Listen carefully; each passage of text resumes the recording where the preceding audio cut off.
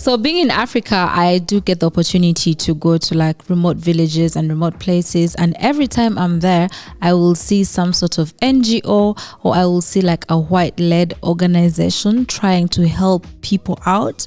So I pose this question: is it generosity or control?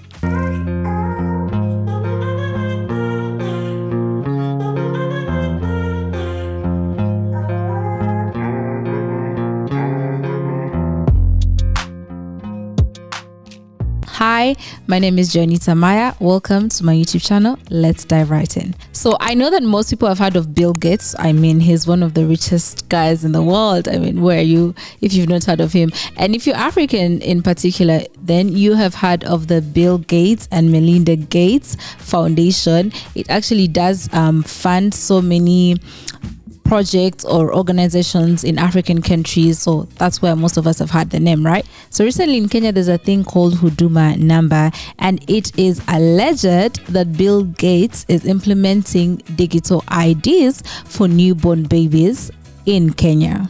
So when I came across this particular video, it was quite intriguing to me, because so many times we see that African people are taken advantage of. You know, someone can come to an African person, you know, under the disguise that they want to help them, but in actual sense, they have ulterior motives. Now in Kenya, like I'd mentioned, there's a thing called, well, not a thing, there's like a rollout called Huduma Number. I hope to my Kenyans I'm not butchering the Swahili. I think it's Huduma Number. So it's basically digital IDs, and it's where Bill Gates is allegedly implementing digital IDs for newborns in Kenya. For my Americans watching this, it's more of like a social security number, but it will be for every Kenyan. Social security numbers are not a norm or a common thing for most Africans. So obviously Kenya being like the tech hub and the first in so many things, this is why it's doing lots of that. Obviously in South Africa, I'm sure something like this exists.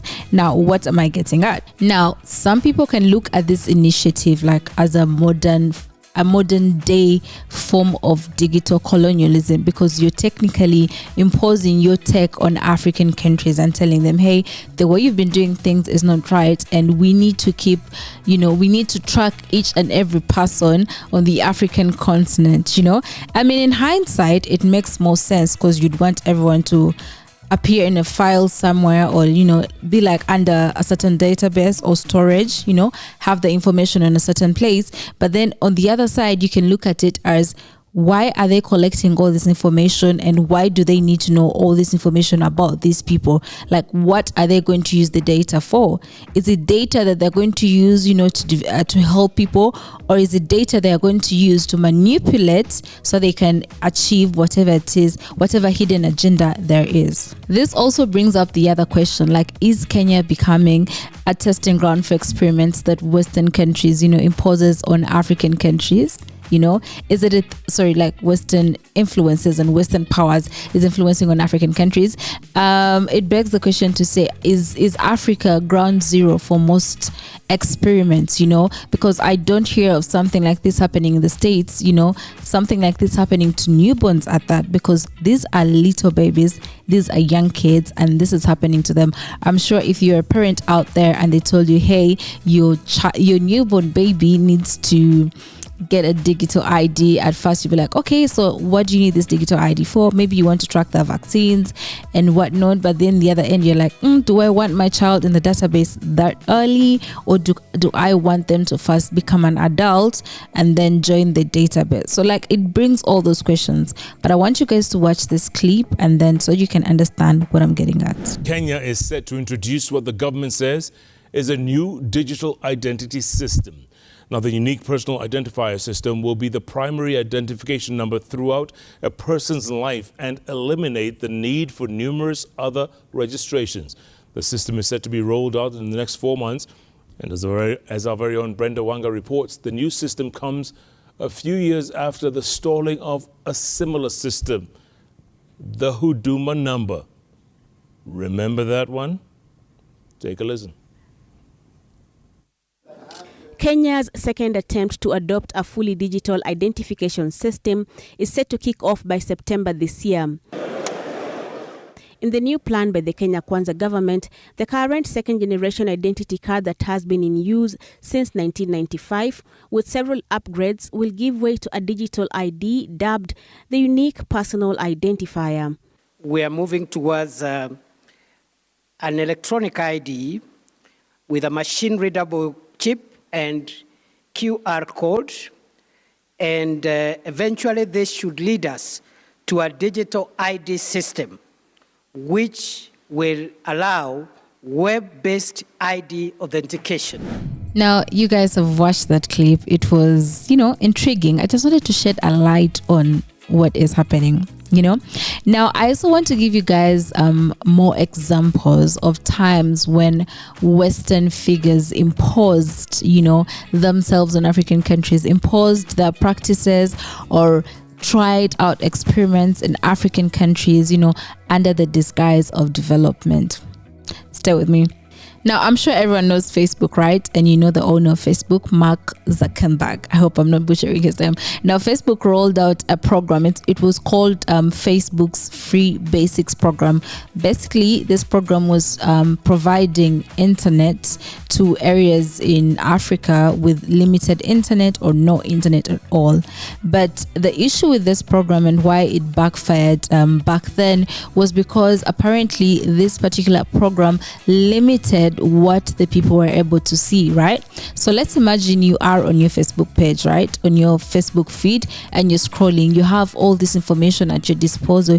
You can search for what you want and you can get it. Now, imagine being limited and you can't search for what you want to search, or whatever information you're getting is being controlled. They're sieving it. They're picking out what they want to show you and leaving certain things that they don't want to show you. And how can you make a decision if you do not have all your facts, or if you do not have all the information at your hand, right? So it's things like this that happen, because people like him can see, hey, this is an African country. We can basically do anything we want. We can roll out whatever it is that we want, and no one is going to say anything, right? We can censor the people how we want, and we know what, like, who's going to fight us? Who's going to do anything, right? Because fine, people are in the village, internet is amazing. Like, you've given them free internet. Thank you so much. Like, appreciate it from the bottom of our hearts. We appreciate it, right? But for a company to go ahead and censor and block certain things from certain people, that doesn't sit well with people, because let me tell you something, as a human being, it is your right to have access to information. I remember this from like SST, right? You have a human right to have access to information, to have access to knowledge, so that you can live life. It's a need at this point in this day and age. I want you guys to watch this. Facebook says it wants to help billions of people in developing countries get online. Mobile phone users can access the web for free using an app called Internet.org. But not everyone's happy about that. Facebook announced the Internet.org initiative in 2013 and has teamed up with telecom operators in 19 countries across Latin America, Asia, and Africa. The app offers low data access to a small collection of sites offering job listings, sports scores, and, of course, a simplified version of Facebook and Messenger. But it only allows users to browse through a limited number of websites. Instead of Google, for example, Internet.org consumers in Indonesia have to use another search engine called ask.com. And if they click through to external websites, they are prompted to pay for data. This is one of the main reasons why Facebook is facing a big social media backlash. Anyone being able to access everything on the internet. Especially in India, where critics like Rohan Joshi from the All India Book Chod comedy group posted online videos expressing disapproval of the Facebook app. Facebook is also doing something similar with Internet.org. What they are doing is creating a walled garden of select apps and services that people can access for free. But if you try to leave this garden and go onto the rest of the internet, you'd get charged. In opposition to the project, more than 60 NGOs and other organizations from around the world posted an open letter to Mr. Zuckerberg. Critics say the tech giant is actually trying to decide which individual sites users can access in emerging markets. Facebook defends the project, saying it's respecting the principles of net neutrality, and points out that so far 9 million people. And you've seen the video right there. It was a huge thing in India, and there are certain parts of Africa that are actually still using this particular program. You can correct me if I'm wrong in the comment section. Now, moving on to the next thing, polio vaccine trials. Chances are everyone has heard of the polio vaccine. Now, here's the catch. In the early 2000s, countries like Nigeria, Congo, and some parts of West Africa were involved in like a trial, an experiment by Bill and Melinda Gates Foundation to conduct polio vaccine campaigns in Nigeria. Now, obviously, this wasn't well received because apparently this particular polio vaccine had a certain component that would affect fertility, fueling mistrust, right? And then there was a conspiracy that, the foundation, again, allegedly was trying to sterilize African children and spread certain diseases. Now, I'm sure if this vaccine was introduced in the US, they would not even think about it. But because once again we are in poor old Africa, no one cares, no one is going to do a follow-up. Experiments like this can just happen without anyone doing a background check on anything, without anyone actually fighting. Now, thankfully, every time there's been an experiment, people have actually spoken up. I know I said no one speaks up for the people, but people have actually spoken up, and some of these trials or experiments have actually been stopped. So, one for Africa, right? When I heard of the digital IDs for newborns, so it's like, after the digital IDs, what next, right? Are we weaponizing this information and, maybe holding on to that information for, let's say, future discrimination? Are people saying, hey, you know what, as a newborn, let's get your digital ID and whatnot, and then you could be in a random part of the world and you would be discriminated against, or you are being watched? They say the Big Brother is always watching, right?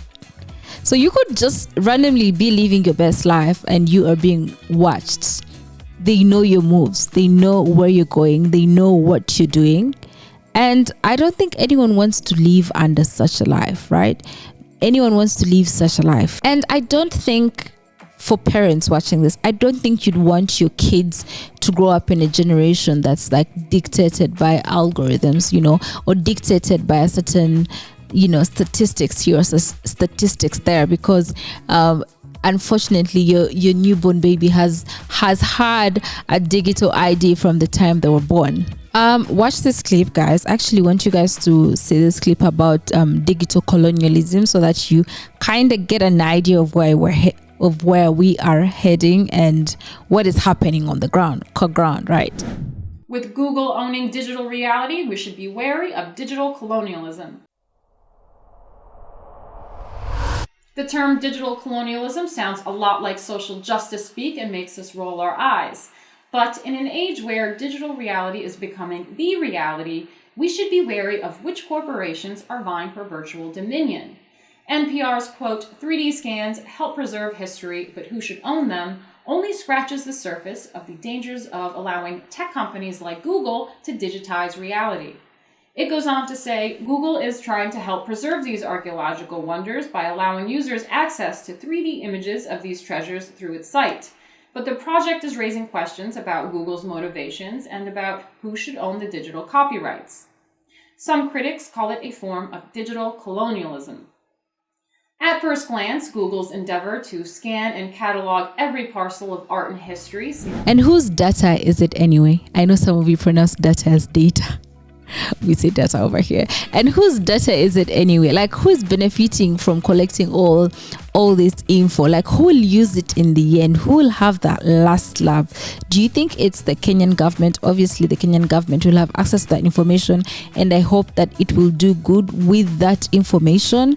Or is it something along the line of far down in the future, where it's just like, okay guys, we kind of funded your digital ID movement, so now it's time for you guys to give back by giving us all this information. You know, on Google, where you have to like put in your information and then that particular website sells your information to another website?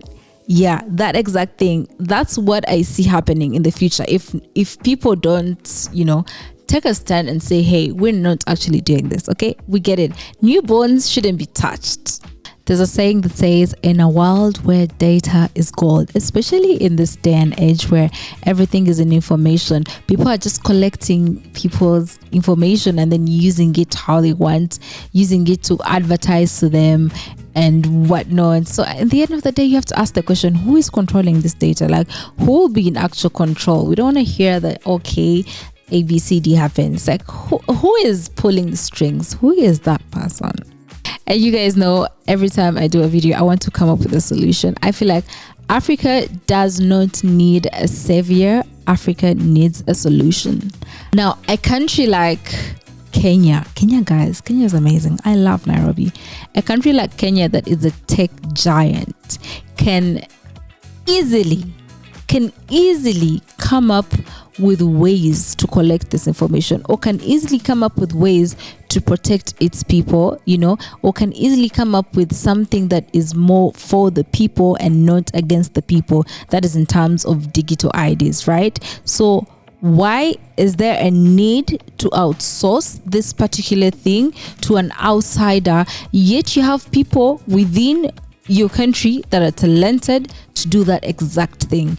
At least you know that if the people within your country do work on that exact thing, at least you know that the information is safe, you know, it's with your people. It's just like, okay, now what will you do with that information, right? You know, obviously laws in place so that they can't sell the information and whatnot, but like I said, we need solutions, we do not need saviors. Please watch this clip. What is data colonialism? In layman's terms, it means that our personal information online is being exploited and used for the benefit and purposes of big tech companies to enhance their capital gains and control our time and usage. So, how does it affect us? The way we live our lives has become dependent on virtual and online activity, and even more so during the COVID-19 pandemic. For instance, social media, inbuilt GPS, health apps, insurance companies, online shopping, booking deliveries, taxi apps, our Google searches and more, all of them require access to our personal data. Your details, set to public or private, are available for use by online companies. Scientists Nick Couldry and Ulysses Mejias are convinced that this appropriation of our data is colonial in nature. Surveillance is being normalized, and we are seeing the emergence of a new social order. In their book, The Costs of Connection, they discuss that instead of nature, resources and labor, what is now being appropriated is human life through its conversion into data. In other words, our online identities have become a commodity, which companies can profit from. You had the man right there. We need people who can help execute our legacy. We do not need saviors. We need solutions coming from our own people. Okay guys, thank you so much for watching this episode. I hope that you guys enjoyed this one. I wanted to, come back with a bang. Do you guys like the setup? This is a 2-bed in Colombido by Sunset Apartments. Please check them out in the description box down below. Let me know what you think in the comment section. I'd love to hear it and then interact with you and go back and forth with you and just chat with you. I just love doing that. I do my best to respond to all the comments. You know the drill. If you've reached the end of the video, drop a 1 and your email. I realize I told drop a 1 with other emails. Drop a 1 and your email and get yourself a free ebook. Speaking of ebooks, I do sell an ebook, the Uganda Guidebook, your comprehensive guide for relocating and visiting Uganda. Please do check that out in the in the description box. And if you'd like to book a one-on-one consultation, you're looking to relocate, you're looking to visit, I am your local Ugandan plug. Send me an email at joannamaya@gmail.com. Send me a DM. Get me on all platforms. I will be there to respond to you because you are the MVP.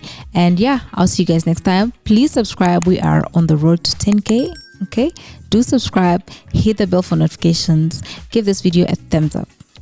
See you guys next time. Bye.